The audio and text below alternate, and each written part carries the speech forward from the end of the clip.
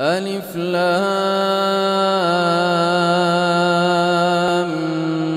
ميم.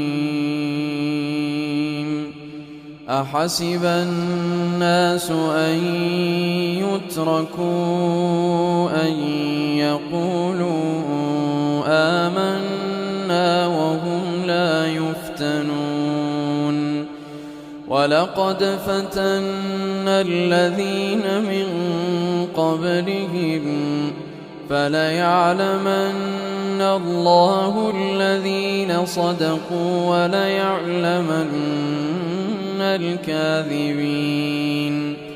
أم حسب الذين يعملون السيئات أن يسبقونا ساء ما يحكمون. من كان يرجو لقاء الله فإن أجل الله لآت وهو السميع العليم.